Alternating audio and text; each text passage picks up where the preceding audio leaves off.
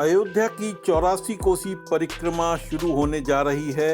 ये परिक्रमा 17 अप्रैल से शुरू हो रही है। आइए जानते हैं कि इस परिक्रमा की शुरुआत किसने की थी और कब से ये परिक्रमा होती आ रही है।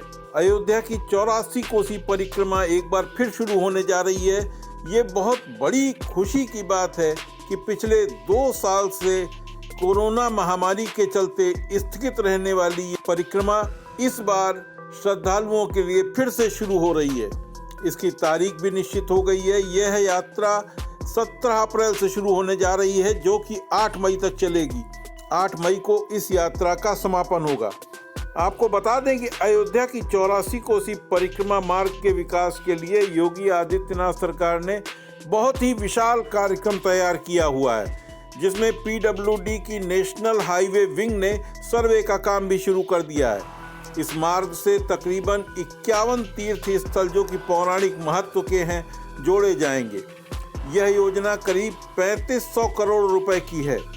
अयोध्या की 84 कोसी परिक्रमा वर्तमान में अयोध्या, अंबेडकर नगर, गोंडा, बाराबंकी और बस्ती से होकर गुजरती है। यह परिक्रमा मार्ग जो अभी बस 235 किलोमीटर लंबा है, श्रद्धालु इस परिक्रमा को तकरीबन 1 माह में पूरा करते हैं। अब ये थोड़ा लंबा होने जा रहा है। योगी आदित्यनाथ सरकार इस परिक्रमा मार्ग को जो नया रूप देने जा रही है, उसमें यह परिक्रमा मार्ग करीब 275 किलोमीटर लंबा हो जाएगा। लेकिन इस नए मार्ग से पुराने परिक्रमा मार्ग पर स्थित सभी तीर्थ स्थल जोड़ दिए जाएंगे और पुराने परिक्रमा मार्ग को भी दुरुस्त करके बेहतरीन कर दिया जाएगा, ताकि जाने वाले श्रद्धालुओं को कोई दिक्कत ना आए। हाल ही में 84 कोसी परिक्रमा को नेशनल हाईवे से भी जोड़ा जा चुका है। इसकी घोषणा केंद्रीय मंत्री नितिन गडकरी ने की थी। इसका मतलब ये हुआ कि अब रामलला के दर्शन और 84 कोसी परिक्रमा को जाने वाला मार्ग नेशनल हाईवे से जुड़ जाएगा। आपको बता दें कि अयोध्या में 3 परिक्रमा होती हैं। पहली 5 कोसी परिक्रमा जो तकरीबन 15 किलोमीटर लंबी होती है। दूसरी 14 कोसी परिक्रमा जो 42 किलोमीटर की होती है। और तीसरी सबसे बड़ी 84 कोसी परिक्रमा है जो 275 किलोमीटर लंबी होती है। यह सभी परिक्रमाएं भगवान राम से जुड़ी हुई हैं, इसलिए हिंदुओं में इन परिक्रमाओं का विशेष महत्व है। 5 कोसी परिक्रमा केवल राम जन्मभूमि के चारों तरफ की होती है, और जब हम 14 कोसी परिक्रमा की बात करते हैं तो ये पूरे अयोध्या शहर को घेरती है, जो कि पौराणिक अयोध्या की परिक्रमा मानी जाती है। और जब 84 कोसी परिक्रमा की बात आती है, जो कि अब शुरू होने जा रही है, तो ये परिक्रमा भगवान राम के राज्य से जुड़े सभी महत्वपूर्ण स्थलों से होकर गुजरती है। इसको आप अवध क्षेत्र की परिक्रमा भी कह सकते हैं। ये 14 दिन की होती है। आपको बता दें, ये परिक्रमा जो कि 5 जिलों से होकर गुजरती है, जिसमें अयोध्या, अंबेडकर नगर, बाराबंकी, बस्ती और गोंडा सहित 5 जिले आते हैं। इससे रायबरेली और सुल्तानपुर के लोग भी सीधे जुड़ जाते हैं।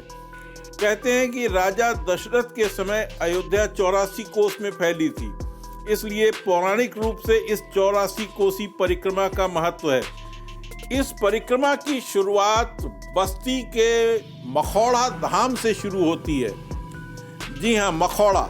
ये मखौड़ा शब्द कैसे आया और इसकी शुरुआत कैसे हुई, हम आपको बताते हैं कि राजा दशरथ को जब बहुत समय तक संतान की प्राप्ति नहीं हुई, तो उन्होंने अपने ज्योतिषियों से और पंडितों से ये पूछा कि हमें इसकी प्राप्ति के लिए क्या करना होगा।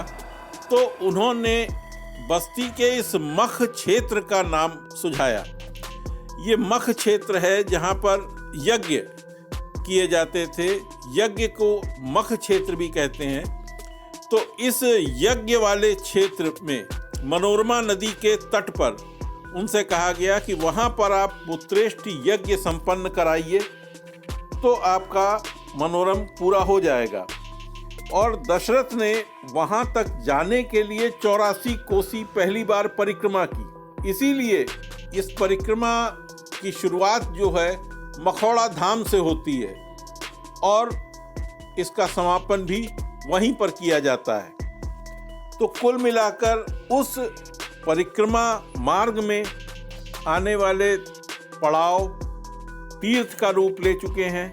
वो तीर्थ स्थल हैं।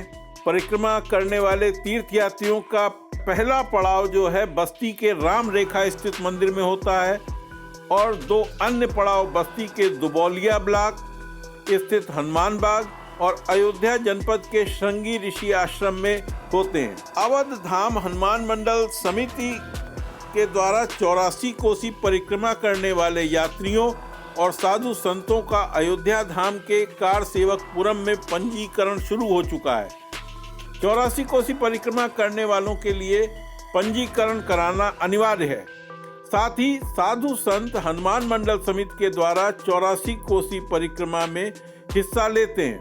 इस समूह में सबसे आगे एक विशाल लाल रंग का ध्वज चलता है जिसमें हनुमान अंकित होते हैं। यही परिक्रमा के समय 84 कोसी परिक्रमा करने वाले साधु संतों की पहचान कराता है। इस परिक्रमा में अधिकांश लोग एक ही समय भोजन करते हैं और तमाम श्रद्धालु इस परिक्रमा को नंगे पैर चलकर पूरा करते हैं। वैसे भी सनातन धर्मी हिंदुओं की परंपरा में ये कहा जाता है कि मनुष्य का जन्म 84 लाख योनियों के बाद होता है। हिंदू परंपराओं में 84 का बहुत महत्व है। अगर इसमें 8 और 4 को हम जोड़ देते हैं तो 12 आता है और 12 का 1 और 2 जोड़ते हैं तो 3 जो कि मूल है त्रिदेव ब्रह्मा विष्णु महेश और त्रिगुण 3 गुण सत्व रज और तम। इसके अलावा 3 ऋण जो सबसे महत्वपूर्ण माने गए हैं, पितृ ऋण, गुरु ऋण और देव ऋण। 84 कोसी परिक्रमा मनुष्य को 84 लाख योनियों के जंजाल से मुक्ति दिलाती है और त्रिदेवों से मनुष्य का आध्यात्मिक साक्षात्कार कराती है। इसके अलावा सत रज और तम तीनों गुणों के विकारों को भी दूर करती है। देव ऋण, पितृ ऋण और गुरु ऋण से मुक्ति दिलाती है। मखौधा धाम में एक चीज और कही जाती है कि यहाँ पर किसी भी समय कभी भी कोई भी यज्ञ और हवन कर सकता है और उसकी कामना पूरी होती है। कहते हैं राजा दशरथ ने देवताओं से पुत्र प्राप्ति के लिए अयोध्या से 20 किलोमीटर दूर स्थित मनोरमा नदी के तट पर ये पुत्रेष्ट यज्ञ मखौधा धाम में किया था। इस यज्ञ से ही उनको 4 पुत्रों का वरदान मिला था।